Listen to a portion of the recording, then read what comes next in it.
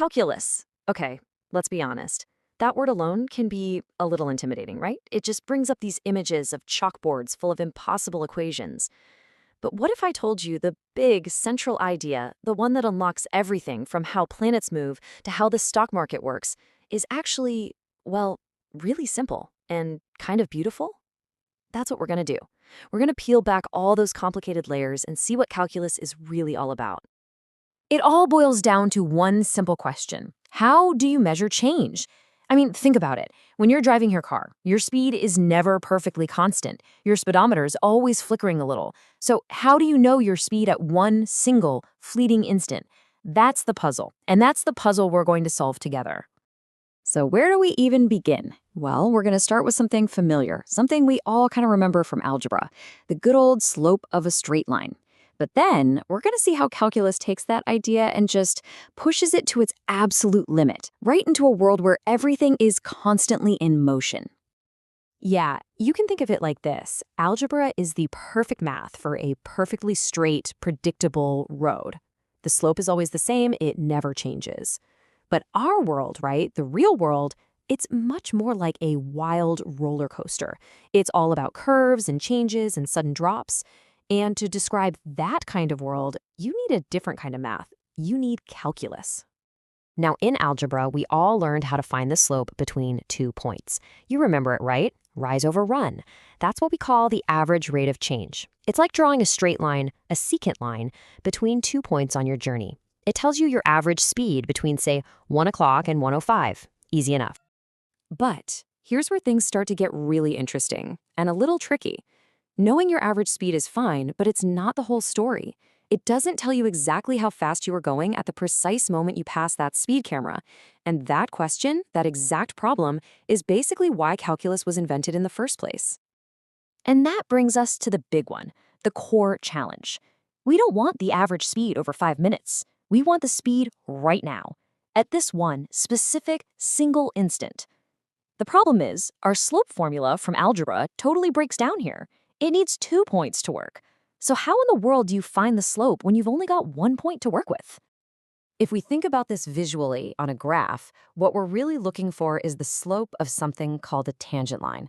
Now, unlike that secant line, which cuts through the curve in 2 places, a tangent line it just barely kisses the curve at one single spot. Its slope is the perfect snapshot of the rate of change at that exact instant. And this is where we run smack into a paradox. Our good old slope formula absolutely requires 2 different points, no exceptions. But the tangent line, the thing we want to measure, only gives us 1. So what happens if we just try to cheat? If we plug the same point into the formula twice? Well, you get 0 divided by 0. And in math, that is a total dead end, a brick wall. Game over. So for a really long time, this was a huge problem. I mean, a massive roadblock for mathematicians. That is, until this incredibly clever idea came along, a little trick that lets us get the answer we want without actually breaking any rules. Here's the big idea. Okay, fine, we can't calculate the slope at the single point. The rules say no. But what if we just sneak up on it? What if we take our 2 points from our secant line and just start sliding them closer and closer together along the curve? You can almost see it happening, right? As those 2 points get closer and closer, the slope of that secant line gets to be a better and better guess for what the tangent line's slope is. The line is pivoting, homing in on the real value we're trying to find. So, what happens if we take this all the way? What if the distance between our 2 points becomes so small it's infinitely small? Well, at that point, our secant line basically becomes the tangent line. We found the slope, and we did it without ever actually dividing by 0. It's a brilliant workaround. And this clever trick, this amazing idea, has a name. It's called the limit, and it is the absolute foundation of all of calculus. You see, the limit isn't about what's happening at the exact spot we can't touch. It's about the value the function is approaching as it gets super, super close. It's all about the neighborhood, not the specific house. This quote from the source material just sums it up perfectly. The limit isn't asking what's happening at x equals 1. It's asking, hey, as we get closer and closer to 1 from both sides, what value does it look like we're about to hit? It completely sidesteps the paradox by focusing on the journey, not the destination. Okay, so we've got our problem, the whole 0/0 paradox, and we have our incredibly clever solution, the limit. So now let's put these two pieces together and build one of the most powerful tools in the entire history of mathematics. Now, to turn this cool idea into a useful formula, we're going to rewrite our old slope equation just a little bit.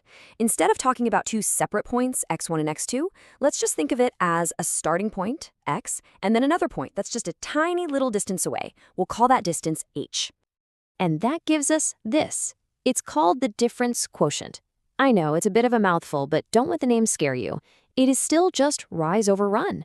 It's the exact same slope formula for our secant line, just written in a new way. But right now, if we let that little distance h become 0, we're right back where we started, with our 0/0 problem. Ah, but now we have our secret weapon, don't we? We aren't going to let h be 0. No, we're going to use our trick. We are going to take the limit as h approaches 0. We're going to make that distance shrink until it's infinitesimally, vanishingly small. And when you do that, you get this, the derivative. This right here is the answer to our original question. By taking the limit of the difference quotient, we've created a powerful formula that gives us the exact instantaneous rate of change, the precise slope of that tangent line at any single point on any curve.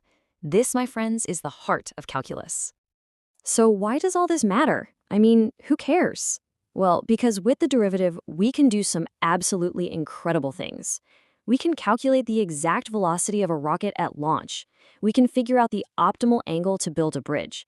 We can model how quickly a disease is spreading or how to get the best fuel efficiency for a car. Basically, anytime anything in the universe is changing, the derivative is the tool we use to understand it. So, you see, calculus isn't really about a bunch of scary, abstract formulas. It's more like a magic lens. It lets us zoom in on any single moment in time and actually see and measure the invisible forces of change that are constantly shaping our world. So, what started out as a mathematical puzzle, this impossible slope, ended up becoming the key that unlocked the secrets of physics, the patterns of biology, the flow of economics. It's just a powerful reminder that sometimes the only way to solve a really hard problem is to get infinitely close to it. The question is, what will we measure next?